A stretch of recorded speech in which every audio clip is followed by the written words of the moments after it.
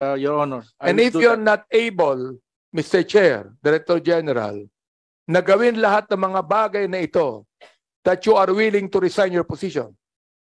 Mr. Chair, I serve at the pleasure of the Filipino people and the President and the Secretary. I'm willing, if told, to resign. Magandang araw mga kaibigan. Ito, mainit na usap-usapan. Willing na mag-resign si General Katapang kung sasabihan siya ng Malacanang, ang appointing authority. So ang tanong, sino ang ipapalit kay General Katapang? Ang mga nababasa kong comments, number one, of course, ang ating DG Bantag na ibalik. Kaya lang may impediments dahil may kaso sa korte. So kung hindi pwede si DG Bantag, sino ang may tapang malasakit katulad ni DG Bantag na uupo sa Bucor?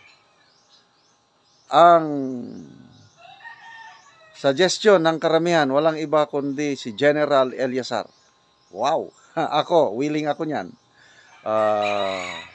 Binutuhan ko si General Eliazar nung nakarang eleksyon, sayang hindi siya nanalo as senator. But kung ilagay si General Eliazar, yan.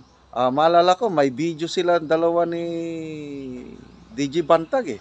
Silang dalawa ang nagpartner na nagpulbos sa mga kubol sa Bilibid.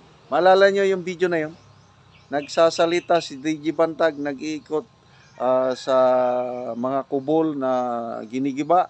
Ang nasa likod ni DG Bantag, si General Eliazar and si RPO Chief pa ata noon. Kaya, yan. Sana tuluyan nang tanggalin si General Katapang at kung hindi pa man pwede si DG Bantag, si General Eliazar ang ilagay sa Bucor. Okay? So, panoorin natin ang buong video sa pagtatanong ng mga kongresista tungkol sa corruption, alleged corruption sa Bucor. You said a moment ago, Director General Katapang, that you will really go down to the hilt para maso ang problema sa Bucor. O naniniwala po kayong lahat. For example, like ang sinabi po ng ating general dito, sino ba yung naakusahan ng korupsyon? Correction, Senior Inspector Abila Henry, sir. Kayo po ay naakusahan ng korupsyon, Mr. Chair. Wala pong totoo. Naakusahan lang kayo. Hindi naman talaga totoo, di ba? Opo. So, Mr. Chair, ibig sabihin niyan, Director General, at ikaw, Madam Angie Bautista, sapagkat ikaw ang nag-file ng investigasyon, na meron talagang malalim na korupsyon sa Bucor. Mr. Chair. Inaamin mo. Yes, sir. Meron po. At hindi ka kasama ron, Mr. Chair. Hindi po ako kasama, sir. You are under oath. Sir, I am under oath, Your Honor. Okay. So, the Director General, ano po ang balak niyong gawin sa korupsyon sa Bucor? I will continue my reform agenda at lahat po ng makakasuhan. Of course, I will submit the report. Marami na po akong tinanggal na sa serbisyo. Discharge for dishonesty. I will submit the report na may effort naman po, Mr. Chair, Your Honor. Therefore, Mr. Chair, Director General, heads must roll. Yes, Mr. Chair, Your Honor. And if you're not able, Mr. Chair, Director General, na gawin lahat ng mga bagay na ito, that you are willing to resign your position. Mr. Chair, I serve at the pleasure of the Filipino people and the President and the Secretary. I'm willing, if told, to resign from my position. But right now, I will not resign because I have a duty, a task to do, and please give me more time because sinalo ko lahat itong problema ito, Mr. Chair, Your Honor. Yeah, Mr. Chair, I salute you in saying that. I salute you in saying that. Hopefully, Mr. Chair, that you will be serious enough to be able to check on the corruption of Bucor. Why? Look, this Congress is giving you all the budget you need. At sinabi ko, Mr. Chair, nung last hearing natin, nais pa nating dagdagan ang budget upang magawa nyo na ang dapat nyong gawin. Pero sa hearing na ito, nakikita ko na nagtuturuan kayo dito. Hindi ko alam kung sino dapat ang i-blame dito. You're blaming each other. And then all of you are saying that none of you is corrupt. Oh, para bang nakikita ko, kung hindi lang sa mga PDL,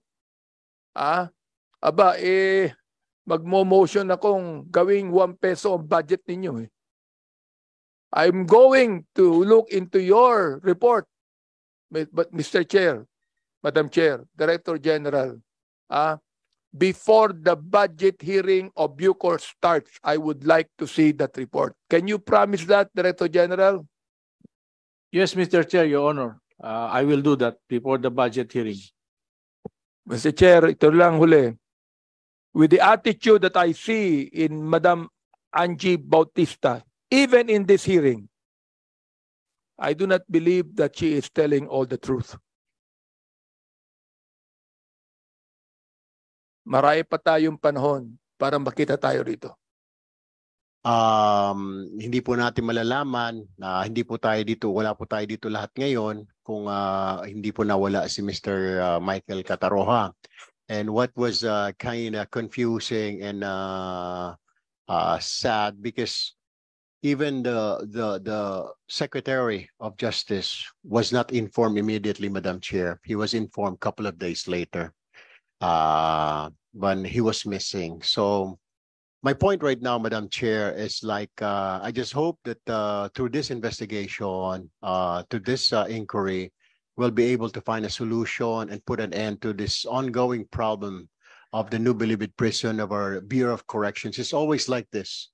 Every new administration, problems come up at the Bureau of Corrections, at Bucor, particularly at the NBP. Every new president, there's always a problem.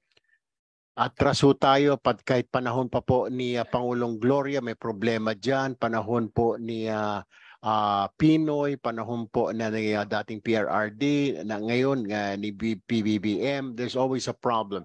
Seems like this problem is ongoing and it keeps on coming back. Kaya nga po, my question here is it still the Bureau of Correction officials running the Bureau of Prisons? Hindi na po kasi. It seems like the pangkat, the gangs are running it right now, and it is so hopeless. Another point I want to raise, Madam Chair, Mr. Chair, is okay. We have a problem of congestion. So, what solutions do they have? I mean, immediate and then long-term solutions to these problems. Kasi I believe, kung sinasabi ni General Katapang na transfer of detainees isang solution para ma-decongest. So habang tina-transfer po ito, and I believe it will take months. So itong mga problem na ito, itong patayan na ito will continue, General Katapang. Ito pong yung mga quote-unquote parang tila sarap buhay ng mga PDLs natin na may pera, the moneyed PDLs, because yung sinasabi po ninyong conjugal visitations for 1 week, ito po ay para doon lamang sa mga may pera na PDL. Yung PDL po na wala pong pera, hindi po siya madalaw ng pamilya niya na for 1 week dahil wala pong kubol na marerentahan po si PDL. So I just want siguro, Madam Chair, Mr. Chair, to balance equally. Kung po pwede isang PDL na may pera, yung PDL na walang pera ay po pwede rin na dalawin ng kanyang pamilya for 7 days. Kasi visitation now, Madam Chair, is 7 days eh. Unlike before, it's only 8 hours. Now it's 7 days. So yung nakaka-afford po ng kubol ay pwedeng tumira ng 7 days kasama ang pamilya. Another, Madam Chair, Mr. Chair, yung sinasabi na ordering food online, Iyan po, hindi naman ho natin, of course, kasama daw ho yun sa moral, ika nga to yung right ng isang PDL para ma-uplift yung kanyang moral or something. Pero we also have to ask the question, paano na lang po yung family ng victims ng PDL na yon, looking from the outside, yung nakapatay sa asawa niya, naka-rape sa anak niya or somebody na nakagawa po ng krimen, is enjoying inside the Bureau of Corrections habang sila hindi na po nila kasama ang kanilang pamilya, ang kanilang asawa or anak dahil namatay na o nagahasa na nung PDL na nag-i-enjoy po sa loob. How does it feel for families of these victims, General Katapang, seeing na yung PDL po ay nag-i-enjoy sa loob, parang hindi po siya nagdurusa, kundi parang sarap buhay pa. Meron pa pong free wifi, General Katapang, yung mga PDL. Maglakad ka raw po, Madam Chair, Mr. Chair, sa labas po ng walls ng maximum security. Nag-aagawan po yung wifi signal. Lakad ka ng ilang metro, sige-sige Sputnik wifi. Paglakad mo pa, BCJ wifi. Yung nga lang po may password. So kailangan member ka ng pangkat na yon. So all this po, at saka they can drink, whiskey, Blue Label, they can drink XO, they have concerts, Madam Chair, Mr. Chair, every Friday night.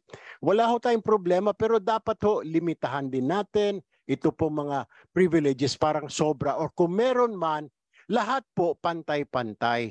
Lahat po ng PDL, hindi lang po yung managed. Kasi po, yung Blue Label, umaabot po yan allegedly 35 to 55,000 ng isang bote po ng isang Blue Label ho dyan dahil pinapasok po ng mga pangkat.